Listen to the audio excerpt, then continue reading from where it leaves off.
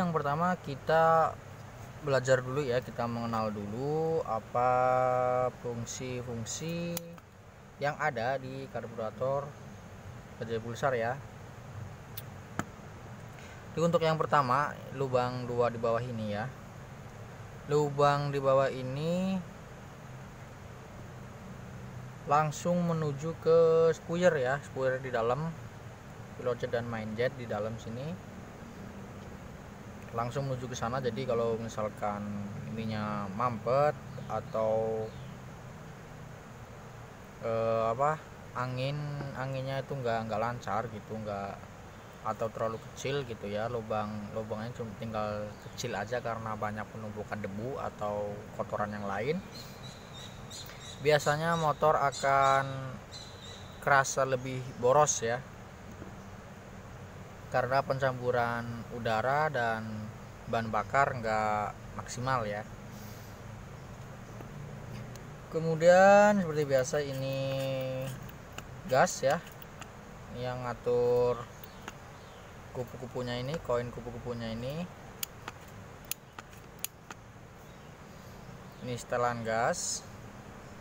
Kemudian di sini ada setelan angin ya, setelan buat langsam. Oke. Ini ada cuk ya, untuk 180 dan 200 masih menggunakan cuk manual, jadi masih harus ditarik. Beda dengan 135 dan 220 ya, dia sudah menggunakan sistem auto cuk ya.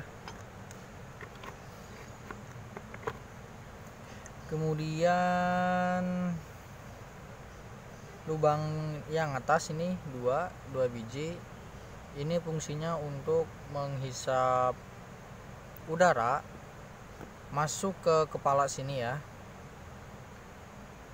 supaya si skep itu di dalam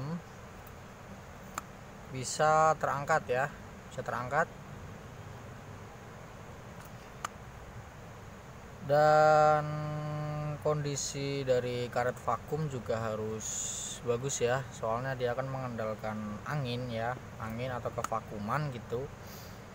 Jadi kalau di karetnya sudah keras atau karetnya sudah ada lubang, biasanya buat jalan pelan mah bisa, cuman kalau dipakai di gas gede kayak ngeden ya, ngeden.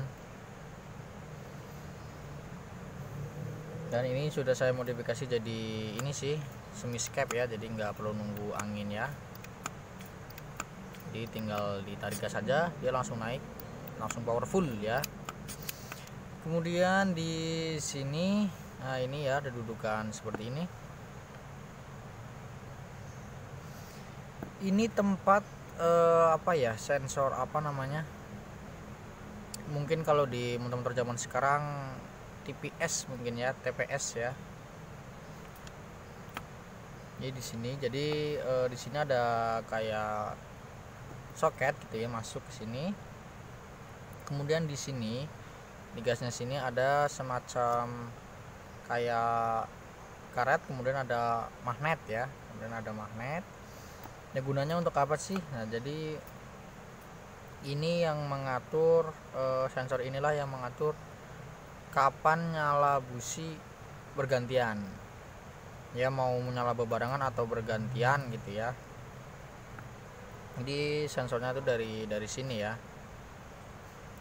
Jadi makanya kadang kita kalau lagi jalan sendiri atau nggak sedang membawa beban, dia bisa sampai di 6000 rpm baru businya nyala bergantian ya, atau salah satu busi ada yang mati gitu ya,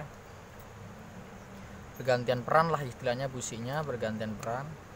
Tapi kalau kita membawa beban, kadang baru jalan pelan aja busi sudah langsung otomatis ganti ya, karena ini kan kalau semakin berat ya, kita bawa beban semakin berat, otomatis gas dibejek semakin dalam ya, dan tenaga nggak terlalu banyak menambah karena berat itu tadi.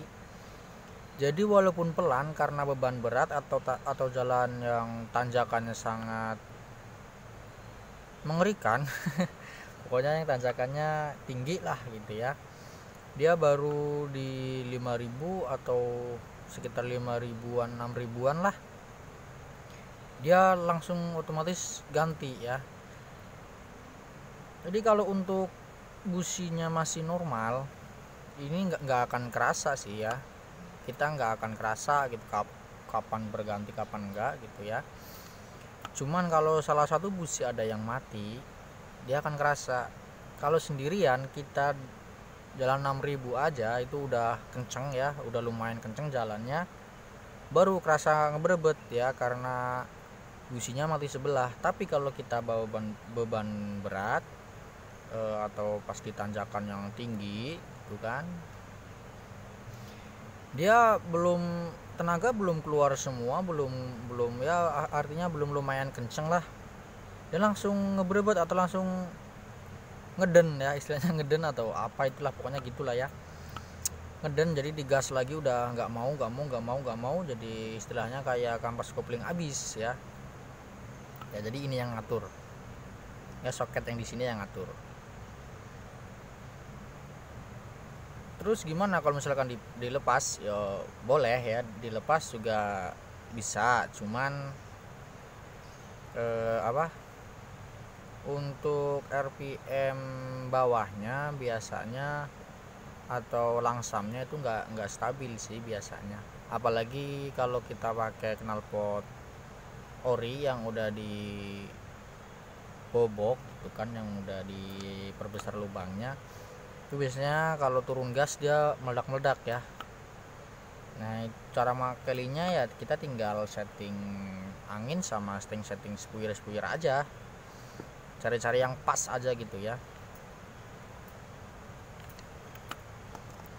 Oke, kemudian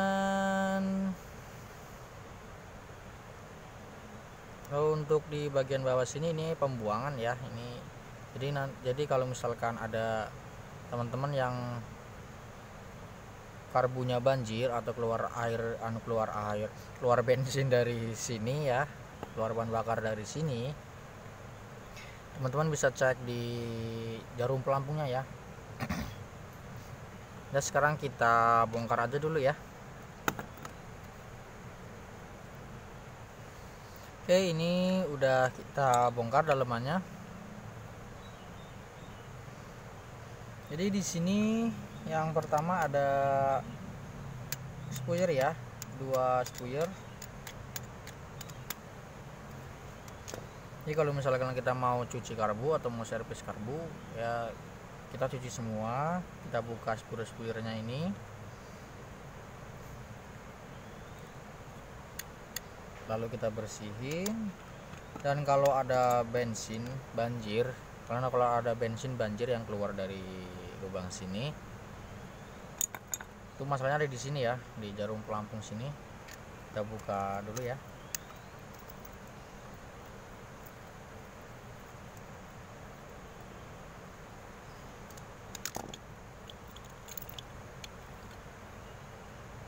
Nah ini ya,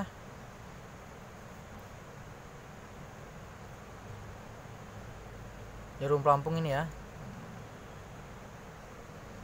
ini yang biasanya bermasalah ya. Kalau kita habis buka karburator, kita habis cuci karburator, tiba-tiba pas dipasang keluar bensin dari lubang sini ya, dari lubang pembuangan, bisa kemungkinan ini tersumbat oleh pasir atau kotoran-kotoran yang lain ya. Jadi dia nggak sepenuhnya nutup, dia ngangkat seperti ini, dan akhirnya ada bensin yang langsung keluar, numpuk di sini ya, penuh. Akhirnya dia dibuang, atau akhirnya dia keluar dari sini, atau istilahnya biasanya itu biasa dipanggil atau biasa dibilang karburator banjir ya. Ini kan ini karet nih ya. Nah, ini kan karet. Ini harus hati-hati ya. Dan untuk settingan ketinggian si pelampung ini, kalau bisa sih usahakan jangan dirubah-rubah ya, jangan dirubah-rubah, sesuaikan aja dengan standarnya.